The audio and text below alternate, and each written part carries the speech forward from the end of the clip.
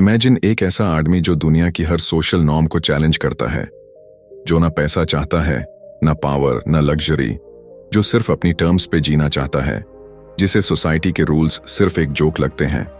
यह कोई fictional character नहीं है, यह है डायोजनीज, एक फिलोसोफर जो सच में एग्जिस्ट करता था। और उसका एटीट्यूड पूरा सैवेज मोड ऑन। डायोजनीज का मानना था कि जिंदगी सिर्फ तब वैल्यूबल है जब तुम उसको नेचुरली और सिंपली जीते हो। कोई अननेसेसरी डिजायर्स, कोई मटेरियलिस्टिक ऑब्सेशन, बस एक रॉ और रियल लाइफ।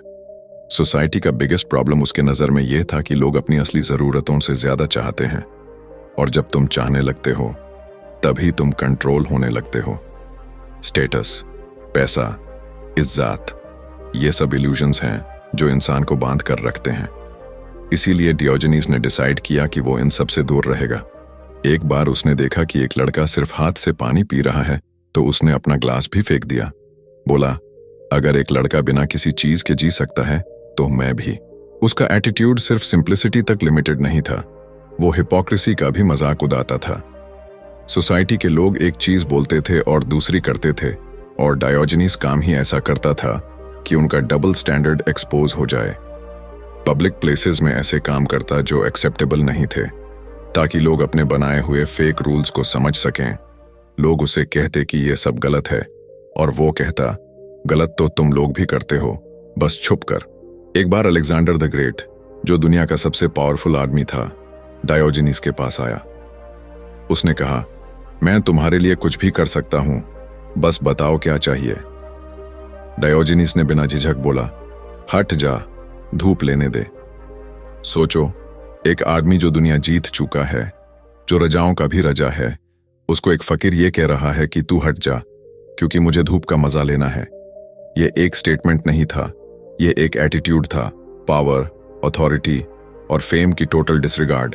डियोजेनीस का कहना था कि इंसान सिर्फ तब फ्री हो सकता है जब वो अपनी डिजायर्स को कंट्रोल करना सीख ले, क्योंकि जितना ज्यादा तुम चाहो उतना ही तुम किसी और के कंट्रोल में आ जाते हो।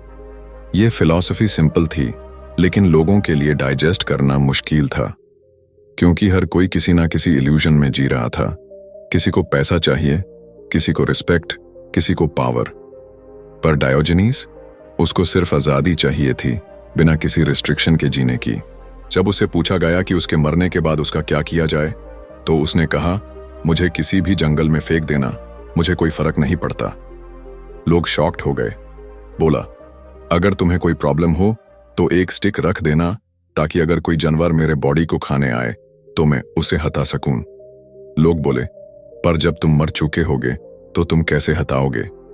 डियोजेनीस मुस्कुराया और बोला, अगर मुझे फर्क ही नहीं पड़ने वाला तो तुम्हें क्यों पड़ रहा है?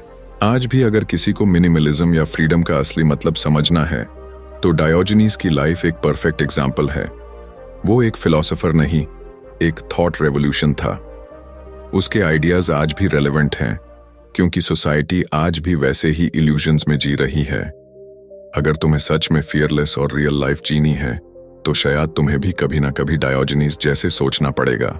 आज के टाइम पे जब हम सिनिक शब्द सुनते हैं, तो लगता है कि कोई नेगेटिव या डिस्ट्रस्टफुल इंसान होगा, लेकिन असल में जो ओरिजिनल सिनिसिज्म था, वो एक ऐसी फिलॉसफी थी जो सिंपल और नेचुरल लाइफ को प्रमोट करती थी। और इसका सबसे बड़ा एम्बेसडर था डायोजेनीस। उसके लिए सिनिसिज्म का मतलब सिर्फ एक सोच नहीं, बल्कि एक पूरी लाइफस्टाइल थी। एक ऐसी जिंदगी जो नेचर के क्लोज हो, जहां सिर्फ वही चीजें हो जो जीने के लिए जरूरी हैं, और जो कुछ भी एक्स्ट्रा है वो बस एक डिस्ट्रैक्शन है। डायोजेनीस के अकॉर्डिंग जो इंसान जितना कम चाहता है, वो उतना ही ज्यादा आजाद है। उसका मानना था कि हैप्पीनेस कोई कॉम्प्लेक्स चीज नहीं है, बस लोग खुद ही अपनी लाइफ को अननेसेसरीली कॉम्प्लिकेटेड बना देते हैं। घर, पैसा, इज्जत, लग्जरी, ये सब सिर्फ अटैचमेंट्स हैं जो तुम्हें किसी न किसी तरीके से कंट्रोल करती हैं। उसके लिए असली सुकून तभी पॉसिबल था जब इंसान अपनी जरूरतों को मिनिमम तक ले आए। उसके लाइफ में एक इंसिडेंट था जो इस आइडिया को परफेक्टली एक्सप्लेन करता है। एक दिन उसने देखा कि एक लड़का सिर्फ अपने हाथ से पानी पी रहा है। डायोजेनीस ने यह देखा और तुरंत अपना ग्लास फेंक दिया। बोला, जब ये बिना किसी ग्लास के पानी पी सकता है, तो मैं क्यों एक एक्स्ट्रा चीज अपने साथ ले जा रहा हूं? ये एक सिंपल मोमेंट था, लेकिन उसमें एक बड़ी फिलॉसफी छुपी थी।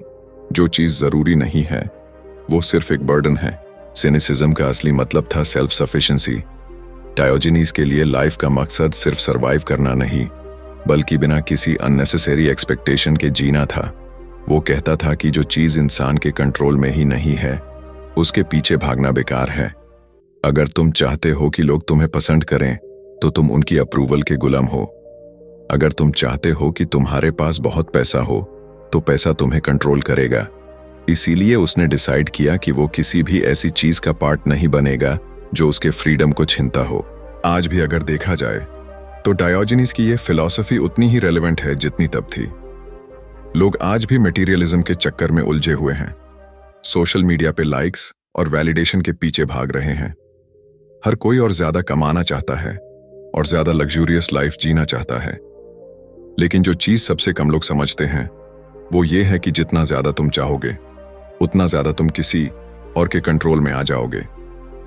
डियोजेनीज का कहना था कि अगर तुम्हें सच में आजादी चाहिए तो डिजायर्स को कम करना सीखो। उसका सिनिसिज्म नेगेटिविटी नहीं बल्कि एक ब्रूटल ऑनेस्टी थी। एक तरीका था दुनिया को देखने का बिना किसी इल्यूजन के। एक ऐसी फिलॉसफी जो कहती थी कि अगर तुम सिर्फ वो चीजें रखो जो जरूरी हैं तो तुम्हें किसी और चीज की कमी महसूस ही नहीं होगी। और शायद यही सच्ची हैप्पीनेस है। एक टाइम था जब दुनिया का सबसे पावरफुल इंसान अलेक्जेंडर द ग्रेट डायोजेनीज के सामने आया। अलेक्जेंडर के बारे में हम सब जानते हैं, वो दुनिया का राजा, कॉन्क्वरर और एक लेजेंड था। उसने अपनी पूरी जिंदगी जीतकर अपनी टेरिटोरी को एक्सपैंड किया था।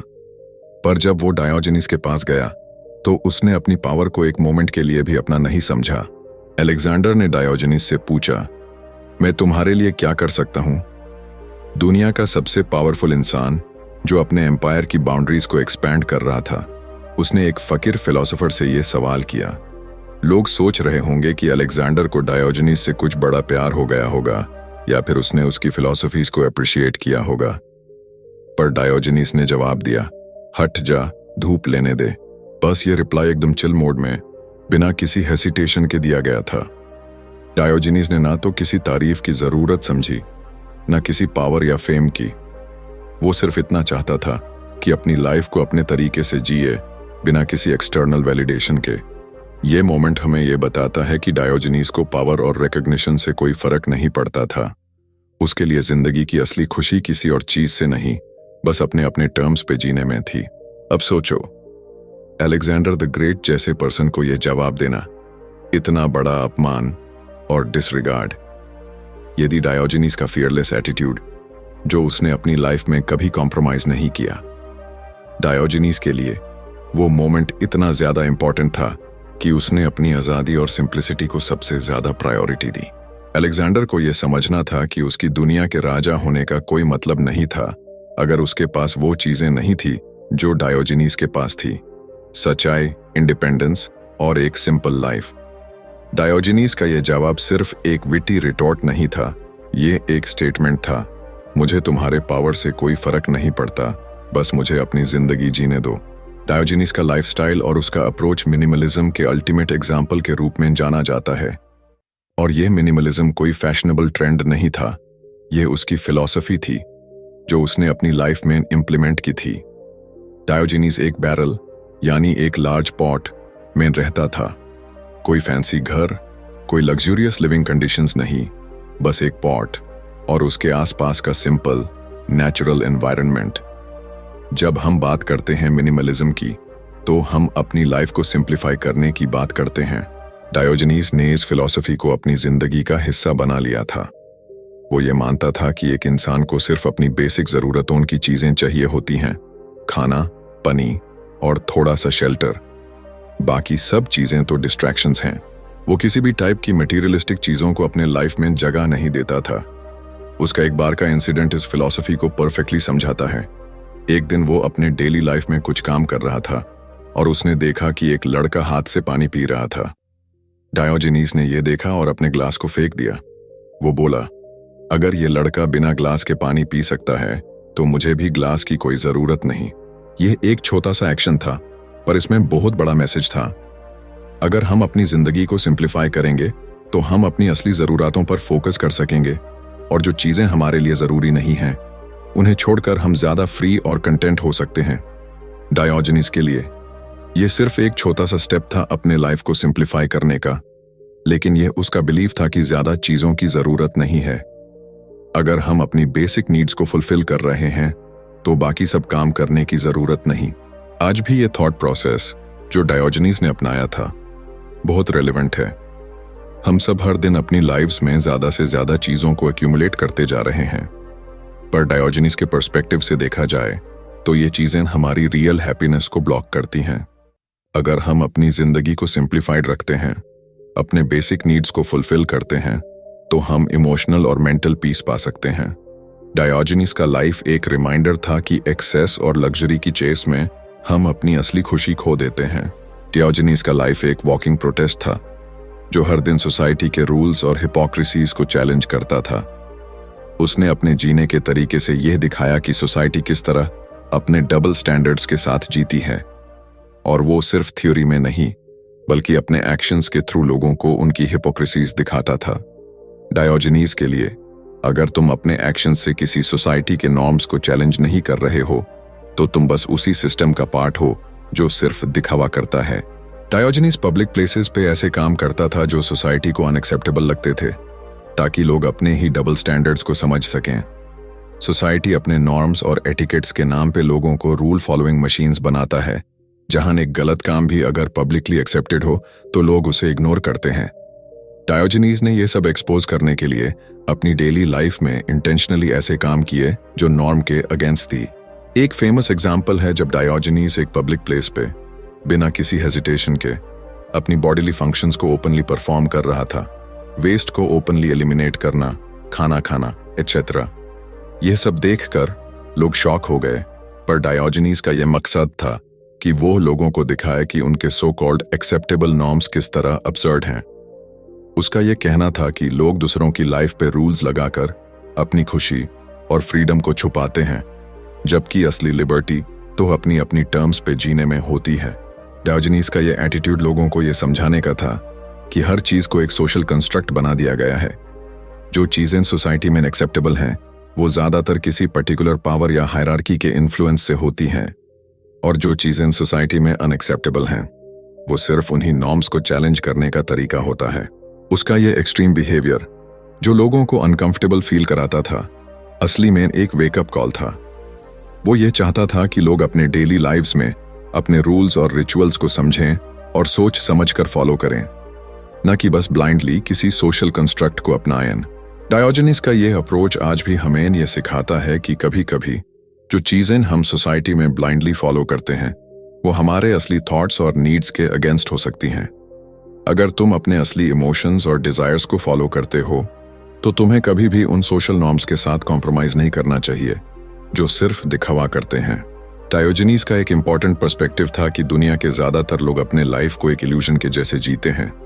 वो ये मानता था कि जो मेजॉरिटी है वो बस अपने डिजायर्स और एक्सपेक्टेशंस में उलझे हुए हैं, जो उन्हें असली विजडम और पीस से दूर रखता है।